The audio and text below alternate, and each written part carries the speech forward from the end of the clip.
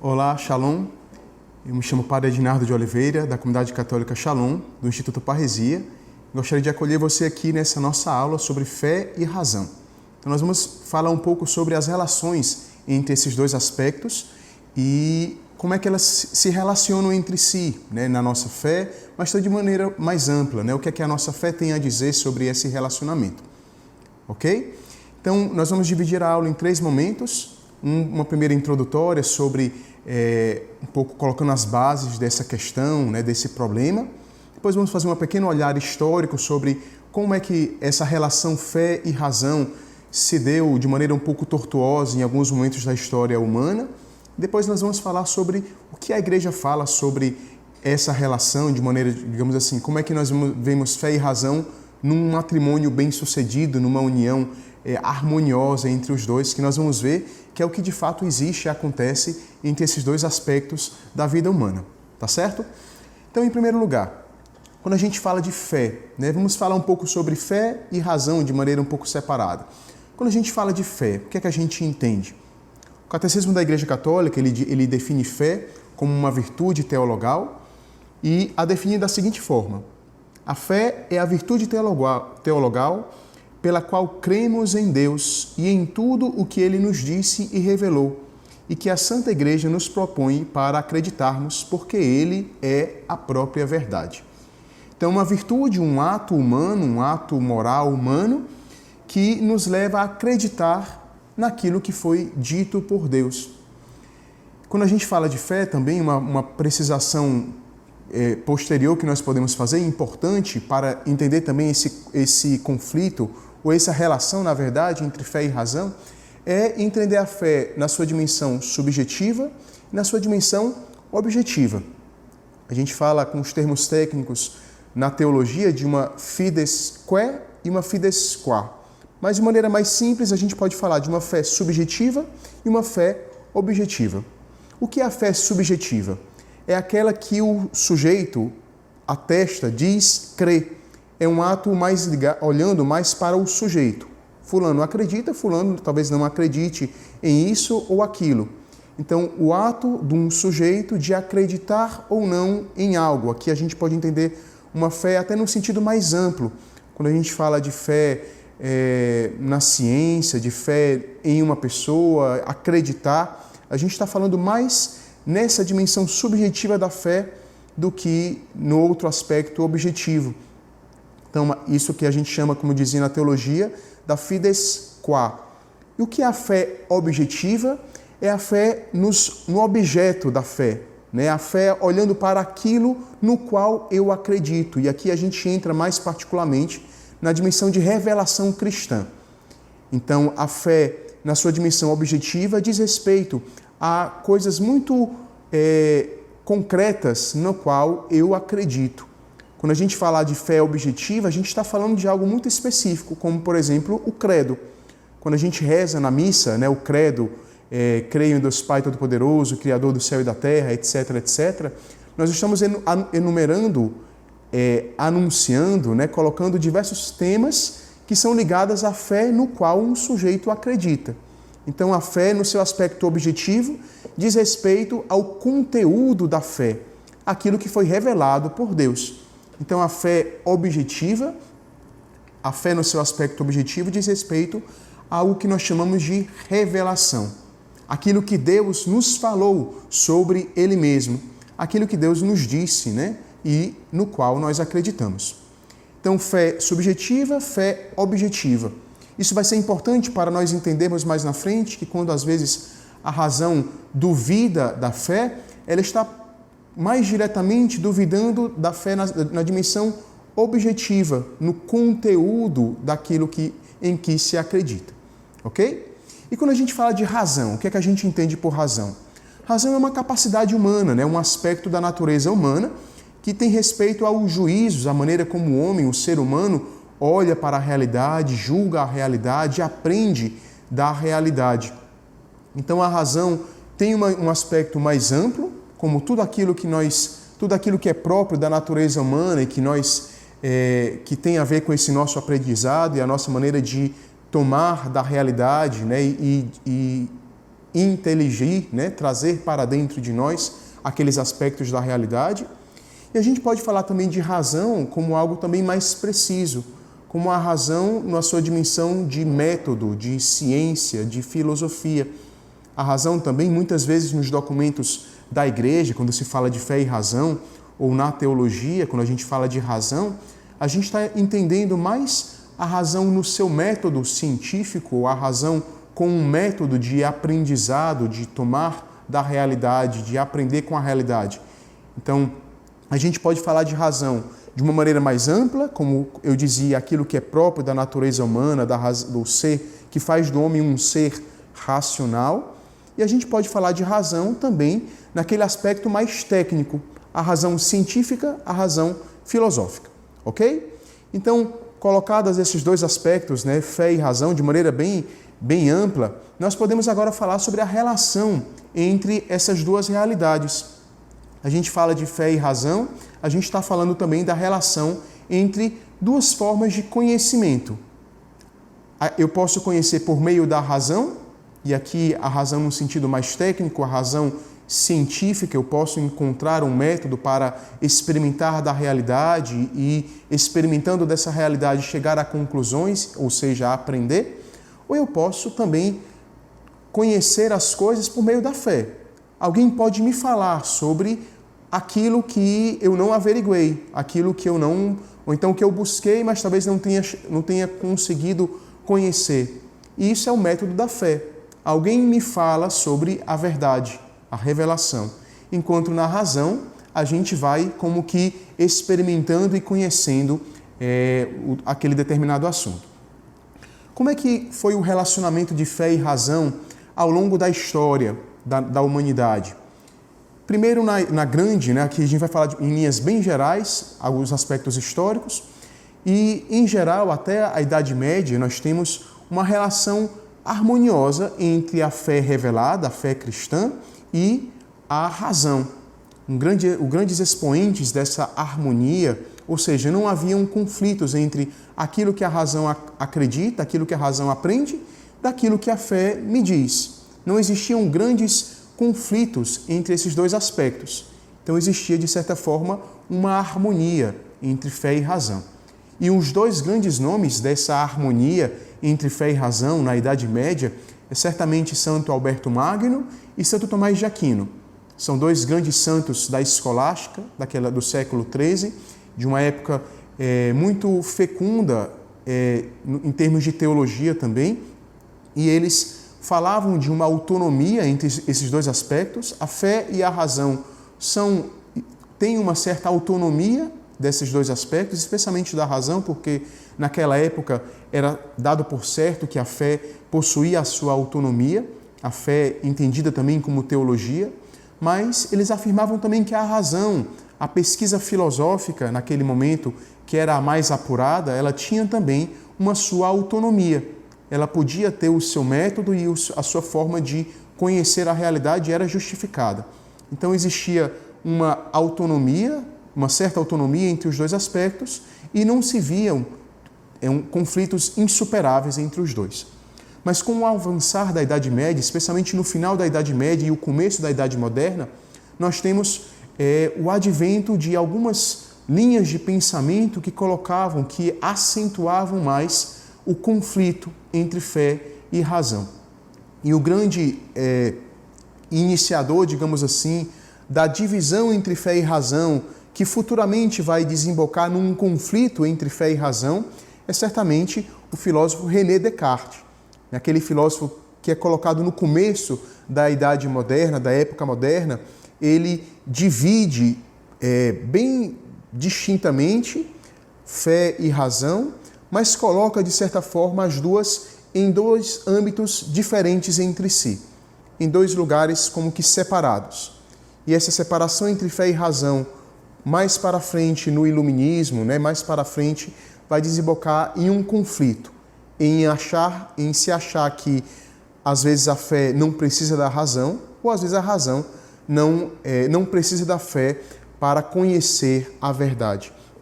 Quais são as duas grandes tendências que nascem desse conflito entre fé e razão?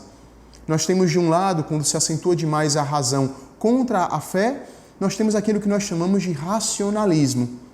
O racionalismo é uma tendência de pensamento que tende a dizer que a razão, o ser humano, no seu ser racional, não precisa da fé para conhecer a verdade. Ou então que coloca a fé como submissa à razão. Existem diversas nuances, diversos tipos de racionalismo, mas todos eles colocam exageradamente a razão em destaque. A gente tem, por exemplo, um racionalismo de um pensador alemão chamado Georg Hermes, que ele tentava reduzir a fé à razão. E como é que ele fazia isso? Querendo dizer que a razão precisa conhecer e entender tudo aquilo em que ela acredita. Porque se ela não entender, não entender aquilo no qual ela acredita, ela ainda não chegou no lugar certo, ela ainda não atingiu a sua maturidade. A gente pode às vezes achar que não tem a uma primeira vista, talvez não tenha nenhum problema em eu dizer que eu preciso entender aquilo no qual eu acredito. De certa forma, sim, eu preciso conhecer mais aquilo no qual eu acredito, por isso também eu estou assistindo uma aula, por isso eu leio o catecismo, por isso eu busco conhecer mais a minha fé, vou a uma catequese, presto atenção a uma homilia na missa. Todos esses instrumentos que existem na nossa fé, na nossa vivência da fé, são instrumentos que nos são dados para conhecer melhor aquilo no qual nós acreditamos. Mas o problema desse pensador e o problema de alguns viés racionalistas é submeter a fé à razão. Eu preciso, é verdade, crescer no conhecimento dos assuntos, dos objetos da minha fé, mas eu não posso colocar a razão como um critério para acreditar. Eu só acredito se eu entender. Eu só acredito se eu passar, como dizia também esse pensador, se eu passar pelo crivo da minha razão, aquele aspecto da fé. A razão não pode ser uma condição para eu acreditar. E a razão não pode levantar uma falsa pretensão de entender tudo aquilo no qual eu acredito. É por isso que quando se fala de fé, especialmente da fé revelada, como eu dizia no começo da nossa aula, quando a gente fala de fé revelada, a gente precisa colocar uma categoria muito importante, que é a categoria do mistério. O mistério não é algo que eu não conheço, mas o mistério me recorda que eu não serei capaz de entender completamente. O mistério como que coloca um limite para a minha sede de conhecimento, para a minha ânsia, eu diria, na verdade, de conhecimento. O mistério me convida a crer, mas me convida também a entender, mas não colocar tudo aquilo que eu acredito, não querer colocar como que uma moldura no mistério. Eu não posso emoldurar o mistério, eu não posso conter o mistério. E o racionalismo, ele é essa tendência, como eu dizia, e nesse racionalismo, com essa faceta desse pensador Georg Hermes, ele tinha esse aspecto de submeter, reduzir a fé à razão. Se a gente for pensar em algum filósofo mais conhecido nosso, a gente poderia pensar em um Hegel, por exemplo. O sistema de Hegel é um filósofo do século XIX, muito importante na história da filosofia. Hegel queria como que colocar toda a fé em um esquema de pensamento, inclusive a Trindade. Então ele como que deduzia a Trindade de um esquema de pensamento. Então existia primeiro o Pai, depois em um segundo momento a negação do Pai, que era o Filho, e depois uma síntese que era o Espírito Santo. Então se está como que pegando o conteúdo da fé, o mistério, o dogma, impossível de ser contido, se está colocando dentro de um limite daquele sistema muito robusto, muito amplo, que é o sistema hegeliano, mas não deixa de ser um limite, não deixa de ser como eu dizia, uma moldura, uma cerca em torno do mistério. Isso é uma outra faceta de racionalismo que nós encontramos. Mas também uma outra forma de ver o racionalismo é também uma tendência de fazer da razão uma fé. Historicamente também, e eu estou dando vários exemplos no século XIX, o século XIX é como que o ápice, é quando esse problema fé e razão como que encontra o seu momento mais crítico, seja na Revolução Francesa, que nós conhecemos, seja no Iluminismo, nós temos o nascimento de grandes filosofias de cunho racionalista e também muitas vezes ateísta, de negação da fé. Mas eu dizia que um outro aspecto do racionalismo nesse século XIX é aquele de fazer da própria razão uma fé. Porque quando se tira a fé, se corre esse risco de endeusar a razão. Foi aquilo que foi feito na Revolução Francesa, de maneira muito concreta, de maneira até literal. Se tiravam as imagens cristãs dos templos e se colocava uma imagem a Deus, a razão. Se cultuava o homem nesse seu aspecto racional. Tirava a razão e tirava a fé e colocava a razão no seu lugar. Mas uma outra filosofia desse tipo, de maneira um pouco mais sutil, é o próprio marxismo. O marxismo faz da razão uma certa religião. Se colocam, seja na sua estrutura de visão de mundo, na sua estrutura de sociedade, se transforma um pouco a razão em uma religião, a razão em uma fé. Contra algumas dessas teorias, né, o magistério católico se posicionou. E aqui, para preparar essa aula, né, eu coloco também como referência esse texto de Justo Colantes, que a fé católica, que é uma coletânea de documentos magisteriais temáticos, né, por temas. E um dos temas desse texto é exatamente o tema da fé e razão no magistério da Igreja. Então, se você deseja pesquisar um pouco mais, fica um pouco essa sugestão, né, esse texto de Justo Colantes, a fé católica, e também os textos magisteriais que eu vou citar daqui a pouco.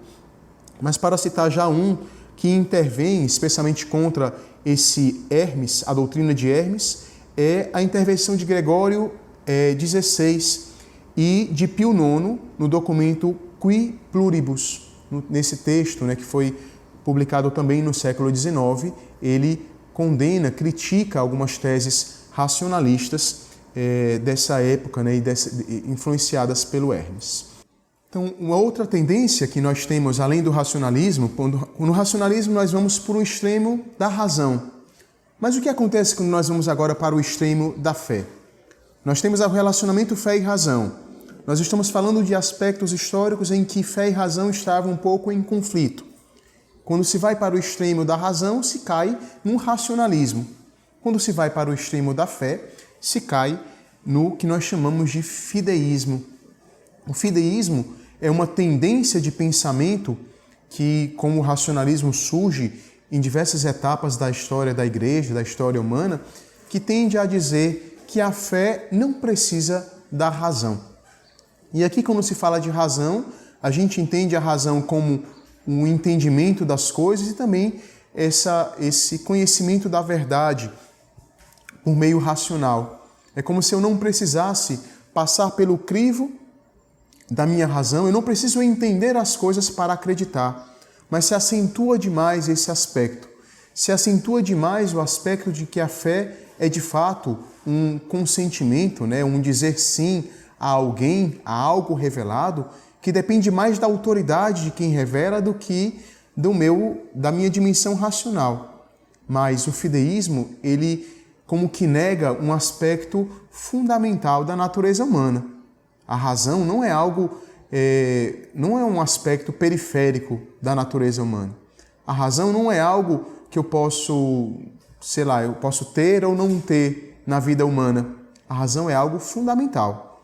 O homem é chamado um animal racional. É como quase que uma definição do ser humano.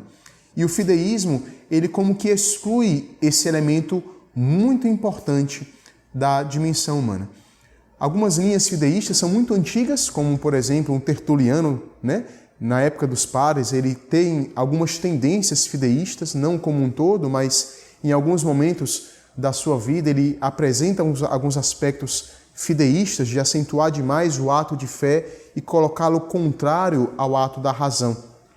Mas nós temos também um fideísmo muito mais próximo de nós, também de época contemporânea ali também, para a gente não sair do século XIX, nós temos também um fideísmo que surge ali no século XIX como que reação a esse racionalismo exacerbado, né? Então se dizia, por um lado, que tudo que é objeto da fé precisa passar pelo crivo da razão. Como resposta a isso, os fideístas diziam que não, eu preciso acreditar e eu não preciso me esforçar, a razão não precisa trabalhar para essa crença. Por exemplo, nós temos um padre francês chamado Botin, que diz que combatia, que caiu nesse erro fideísta.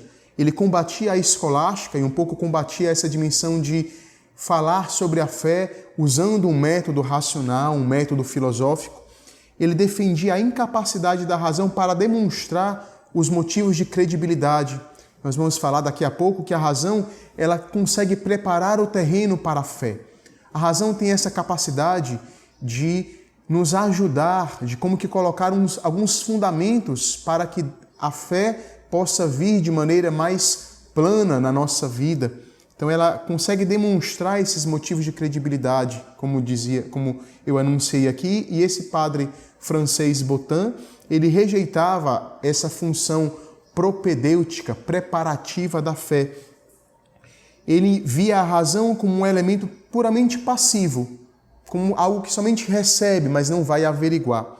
E a fé extremava, dizendo que ela era a última garantia daquilo que foi revelado. É verdade, a fé, ela se apoia, como eu dizia, na autoridade de quem revela. Mas a fé, ela não destrói a razão. Ela não destrói o elemento humano. E ela não destrói essa nossa capacidade de como que averiguar e conhecer mais aquilo que é revelado. Então, de maneira geral, isso é um pouco o fideísmo que nós encontramos no século XIX e em alguns aspectos nós encontramos de maneira mais ampla ou menos ampla ainda nos tempos de hoje. Então, para agora dar o passo seguinte na nossa aula e concluirmos, eu vou ler uma frase do documento Fides et Ratio, Fé e Razão, um documento importantíssimo sobre esse relacionamento entre fé e razão do nosso querido Papa São João Paulo II. No número 48, ele fala o seguinte: a razão privada da revelação embrenhou-se em desvios, com risco de perder de vista a meta final. A fé, privada da razão, deu maior ênfase ao sentimento e à experiência, correndo o risco de deixar de ser uma proposta universal. É ilusório pensar que a fé, diante de uma razão debilitada, seja mais forte. Pelo contrário, ela cai no grande perigo de ser reduzida a um mito ou a uma superstição. Igualmente, a razão que não tenha a fé adulta não é estimulada a se interessar pela novidade e a radicalidade do ser. A proposta católica desse relacionamento entre fé e razão é uma proposta harmoniosa, que vê a harmonia entre esses dois aspectos. É verdade, a fé ela é maior do que a razão, mas o fato da fé ser maior do que a razão, porque a razão chega até um limite, existe um a mais que nós não conseguimos atingir com a nossa razão. Mas o fato dela ser maior não quer dizer que ela anula a razão, ou que a razão é algo periférico. A razão é algo necessário para nós vivermos a fé, para nós vivermos de maneira harmoniosa a nossa vida, e a fé precisa caminhar junto com a razão. Quais são os dois documentos principais da Igreja para falar sobre o relacionamento fé e razão segundo a visão católica? É esse que eu já falei, a Fides et Ratio, do Papa João Paulo II, o documento mais recente, do ano de 98, e o documento Dei Filius, do Concílio Vaticano I. É um documento também muito importante que fala sobre as relações entre fé e razão.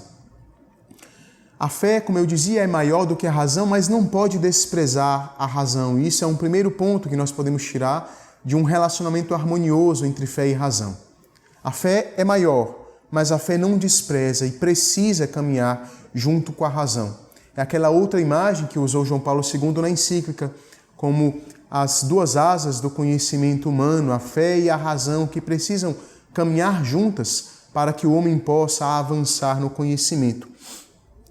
A Igreja e o documento Dei Filius afirmava que existem sim duas ordens de conhecimento, distintas não só por seu princípio, mas também por seu objeto. Existem duas ordens de conhecimento humano, fé e razão. São distintos. A razão chega até um certo ponto, e a fé consegue nos fazer transcender o natural. Então a razão vai até um determinado limite e a fé consegue me levar além. Mas não existe contrariedade entre fé e razão. Diz Adei Filhos: Deus não pode negar-se a si mesmo, nem a verdade jamais contradizer a verdade. Por que não existe contrariedade entre fé e razão? Porque as duas buscam a verdade. E na fé católica existe uma unidade, a verdade não é múltipla, a verdade não é relativa, a verdade é uma só. É interessante que na história da Igreja, na Idade Média, existiu uma polêmica, um debate entre Santo Tomás de Aquino e um pensador chamado Siger de Brabante. Ele era um averroísta, né? uma linha de pensamento aristotélico, mas um pouco extremista, um aristotelismo um pouco radical. E o que é que ele afirmava, esse Siger de Brabante? Que existem duas verdades. Existe a verdade filosófica e a verdade da fé. E não tem nenhum problema disso. A fé tem o seu método, a sua maneira de averiguar a realidade. A filosofia tem o seu método, a sua maneira de adquirir as suas verdades. E eu posso ter uma verdade em campo filosófico contrária à verdade no campo da fé e não tem nenhum problema, porque existem duas verdades, aquela filosófica e aquela teológica. E Santo Tomás de Aquino foi totalmente contrário a essa linha de pensamento que dividia a verdade, que dividia a realidade. Não existem duas verdades, existe somente uma. A verdade de Deus, a verdade do mundo, a verdade sobre aquilo que Deus fez. A realidade é uma só existe uma verdade. Por mais que existem métodos diferentes, formas diferentes de falar, de abordar a verdade, mas a verdade é uma só. Então não existe contrariedade entre fé e razão. Então aquilo que pode parecer divisão, conflito entre fé e razão, algo que a ciência descobriu que talvez esteja em conflito com a fé, na verdade é um conflito aparente. Ou a fé não foi amadurecida bastante, em geral a fé naquele que crê, a gente ainda não conseguiu desenvolver bem, entender bem a revelação, ao ponto de dissipar esta aparente contradição, ou então a razão na ciência, nos seus diversos aspectos da ciência, ela também não atingiu ainda a verdade na sua profundidade. Mas não existem contradições entre a verdade científica e a verdade teológica, a verdade da fé. Porque só existe foi um só que criou as duas coisas, a verdade, e ela não pode se contradizer.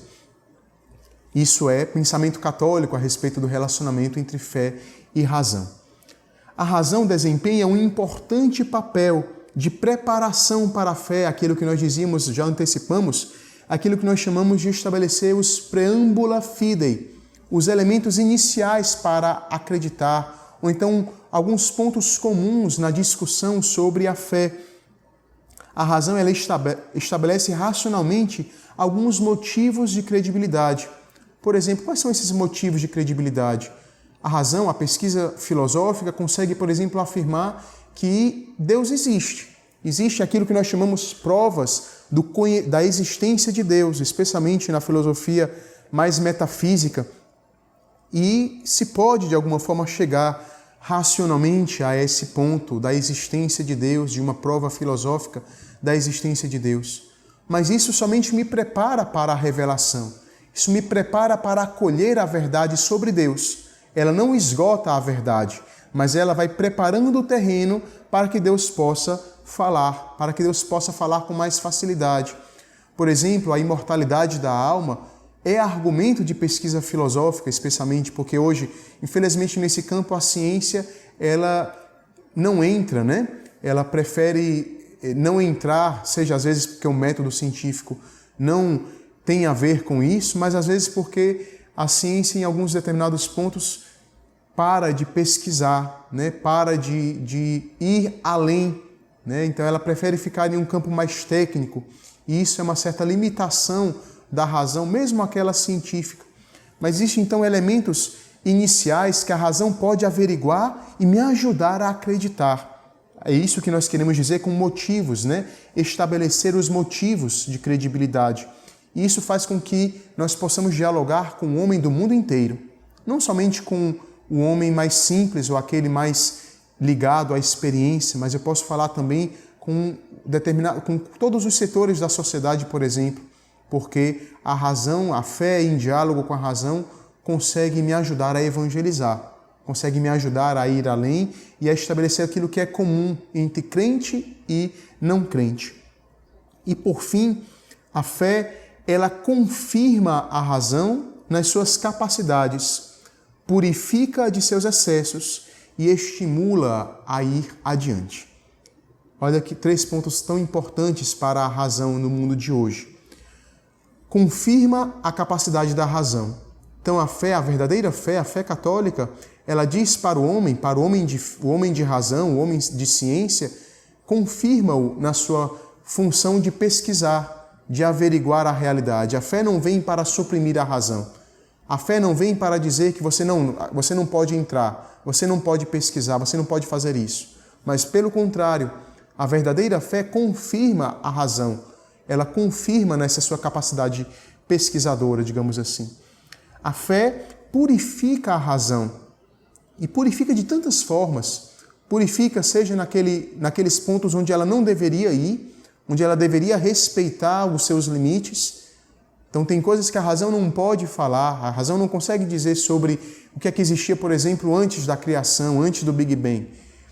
Não é âmbito racional, âmbito da pesquisa, digamos assim, da pesquisa científica, é âmbito racional, mas não é âmbito da pesquisa científica.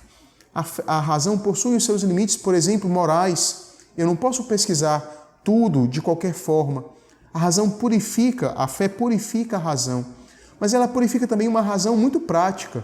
Eu que acredito, o crente que acredita, o homem de fé que acredita, usa a razão, ele vai adquirindo conhecimento e ele corre o risco de ser orgulhoso. Ele corre o risco de achar que o seu conhecimento basta a si mesmo. É aquilo que o Papa Francisco fala de um falso gnosticismo, uma tendência gnóstica hoje em dia, de achar que eu detive a verdade, eu conheci a verdade e agora pronto, eu sei de tudo e eu não preciso respeitar as outras pessoas. Quantas vezes nós vemos isso no mundo de hoje, né? A falta de diálogo, porque nós achamos que nós conhecemos já tudo. Nós, em campo de política, em campo de ciência, em tantos campos da nossa sociedade de hoje, nós achamos que nós já conhecemos tudo, nós sabemos o que é a verdade, o que é aquilo ou aquilo outro, e não deixamos que a fé purifique e nos faça mais humildes, nos faça mais capazes de diálogo uns com os outros. Então a fé purifica a razão e a fé estimula a razão a ir adiante. Estimula a razão a ir ainda mais, como por exemplo na pesquisa filosófica. A fé estimula, por exemplo, a metafísica, a nós continuarmos a nos colocar a pergunta sobre Deus, sobre quem é o homem, sobre o que existe, por que as coisas existem e não existe o nada, simplesmente o nada, e tantas outras perguntas metafísicas que estimulam a razão e que muitas vezes o homem abandona, né? Deixa de perguntar porque não conseguiu encontrar algumas respostas, ele abandona a pergunta. Mas abandonar a pergunta muitas vezes é abandonar aspectos fundamentais da vida humana. É nessa visão harmônica de ajuda mútua, de respeito mútuo, que a Igreja entende o relacionamento entre fé e razão. Para finalizar, eu queria relembrar, né, esses 2 documentos, como eu dizia, para você que deseja aprofundar um pouco mais sobre o relacionamento fé e razão, a Fides et Ratio, Fé e Razão, do João Paulo II, e esse texto, Dei Filhos, né, uma constituição do Concílio Vaticano I sobre as relações também entre fé e razão. Você pode também pesquisar aqueles textos magisteriais, né, por exemplo, no Denzinger e em outros livros que falam sobre, que são compêndios, né, dos documentos magisteriais. Que Deus te abençoe, foi uma grande alegria fazer esse percurso, pequeno percurso juntos sobre os relacionamentos entre fé e razão, e te convido a conhecer um pouco mais sobre o Instituto Parresia nas nossas redes sociais, no nosso site e nos demais meios que nós possuímos. Venha nos conhecer mais e aprofundar mais, alimentar mais a sua razão com os dados da nossa fé. Shalom, que Deus te abençoe.